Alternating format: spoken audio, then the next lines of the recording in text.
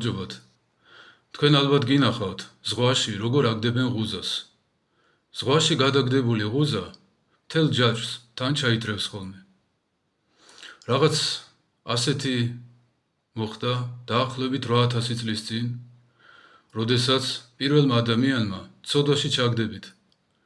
მთელი თავისი შთამომავლობა ცოდვაში ჩააგდო, თვითონ მადლის დაკარგვით ჩვენ ყველას მადლი დაგვიკარგა და თავისი თავის დაღუპვით თითოეული ჩვენთაგანი დაღუპა.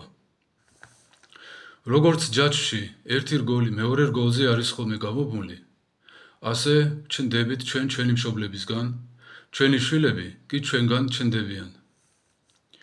მადლის დაკარგვა, ღვთისგან განდგომა აისახა მთლიანად ადამიანზე, აზროვნების უნარზე, გამრავლების უნარზე, გარეგნობაზე, ყველაფერზე ადამიანი მთლიანად შეცვლილია. იმდენად, რომ ზუსტი გადმოცემაც კი არ არსებობს, ადამიანი თავიდან როგორი იყო.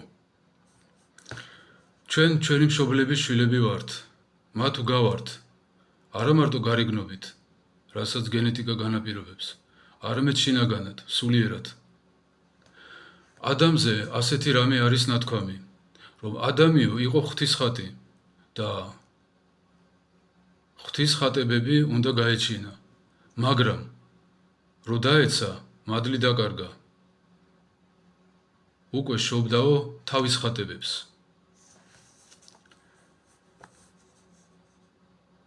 მაგრამ მოდის ღმერთი და ამ უბედურ ჯაჭვს წყვიტავს.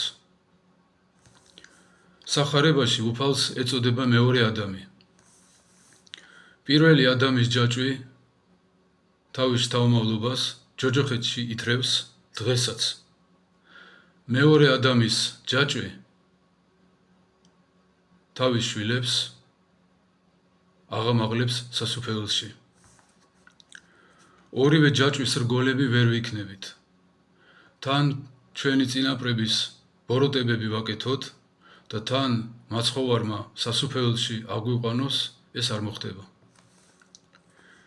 როგორ წყვიტავს ღმერთი ამ ჯაჭვს? იყო ასეთი წმინდანი, ეპისკოპოსი ეგნატე ბრიანჩანინოვი, ამ ადამიანს უწერია ასეთი რამ. ადამიანსა და ევასგან გადმოცემული ხორცი და სისხლი იმდენად წაბილწული იყო ბოროტებით, იმდენად უვარგისი იყო სასუფევლისთვის, რომ ღმერთ კაცმა თავისი ხორცით და სისხლით ჩაანაცვლა.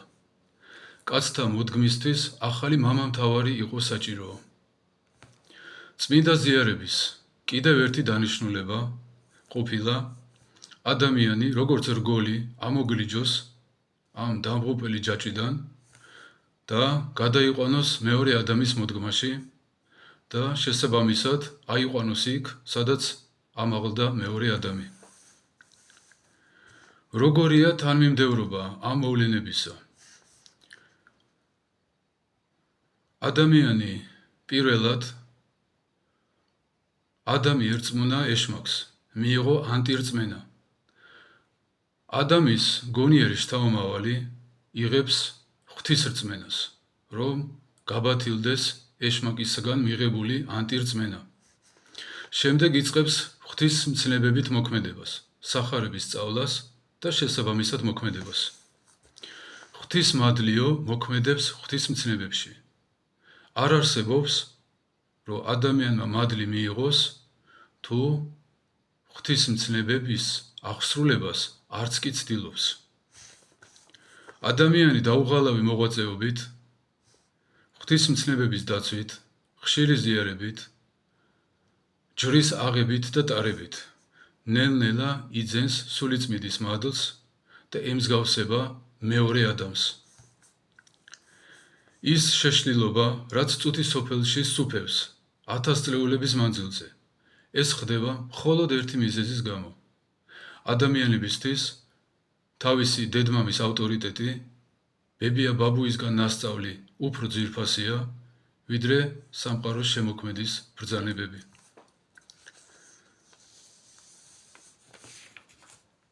თუ იმოღვაწევებთ, თუ სახარებით იცხოვრებთ, თუ ხშირად ეზიარებით, ღმერთის მადლი, ენერგია ისე შეგცვლით, რომ თქვენი ახლობლები, მეგობრები, ნათესავები ვეღარც კი გიცნობენ. შეიძლება თქვენი აზროვნების უნარი და მიმართულება, არათუ სული, არამედ სხეულის ბიოლოგიაც. და თუ მანამდე თქვენს წინაპრებს გავდით, ყველანაირად, შინაგანათაც გარეგნულათაც, მერე ანგელოს და მეუფეს დაემსგავსებით, შინაგანათაც და გარეგნულათაც. პავლე მოციქული ამბობს, მელმის ვიდრემდის გამოისახებოდის თქვენს შორის ქრისტე. ანუ ადამიანში უნდა გამოისახოს უფალი.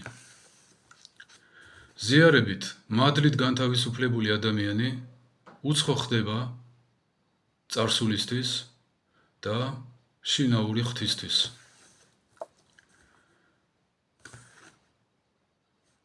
რადგან თქვენ სიზარგვებში დაიწყებს მაცხოვრის სისხლი მოძრაობას, მოხდება თქვენი გადაკეთება, გადაწყობა ახალ მდგომარეობაში. ჩვენ ჩვენი მშობლებისგან ვსწავლობთ ცხოვრებას, ადამიანურ ურთიერთობებს, როგორ ვიმოქმედოთ, როგორ ვისაუბროთ, რა დამოკიდებულება გვქონდეს გარემოსთან, ყველაფერს. მაგრამ ვისაც სასუფეველი უნდა, იმან ღვთისგან უნდა ისწავლოს ეს ყველაფერი. ჯერ სახარებით და შემდეგ ღვთის მოქმედებით თავის სულში. წმინდა იოანეს სინელი, კიბეს ავტორი, ძალიან გირჩევთ, ვისაც არ გაქვთ ეს წიგნი, შეიძინოთ. ასეთ რამეს წერს. ისწავლეთ არა ანგელოსთაგან, არა კაცთაგან, არამედ ჩემი თქვენში მოქმედებიდან. რომ შვიდვარ და მდაბალ გულითა და ჰპოვოთ განსვენება სულთა თქვენთა. ანუ, თუ თქვენ ღვთის კანონი გექნებათ კანონად და ხშირად ეზიარებით, მოხდება სამება ღმერთის დამკვიდრება თავისი მადლით თქვენ სულში და სხეულში.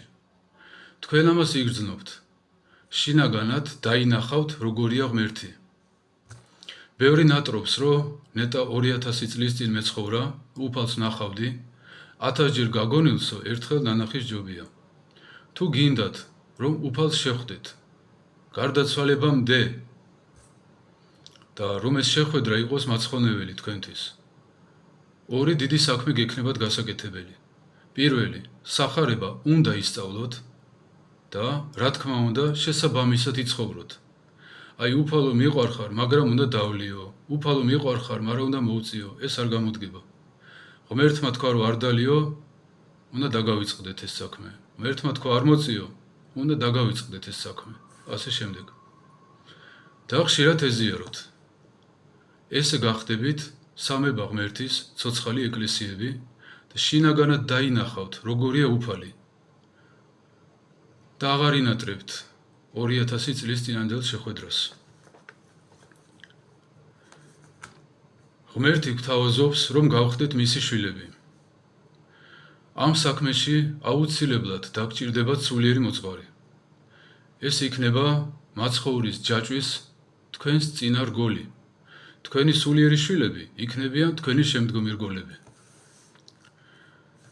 ჩვენ ღვთისმცნების შესაბამისად პატივს ვცემთ ხოლმე ჩვენ მშობლებს, მაგრამ არ გვავიწყდება მისი ნათქვამი, ვისაც მამა ან დედა ჩემზე მეტად უყვარს, ჩემი ღირსი არ არისო. თითოეულ ჩვენგანს ექნება გასაკეთებელი ეს არჩევანი. ან ის, რაც გვასწავლეს, ვითომ სიკეთე, შეიძლება სიკეთე, ალბათ სიკეთე, ბოროტებები ჩვენმა მშობლებმა. ან ის, რასაც ასწავლის სამყაროს შემოქმედი. ღმერთმა გაგახაროთ.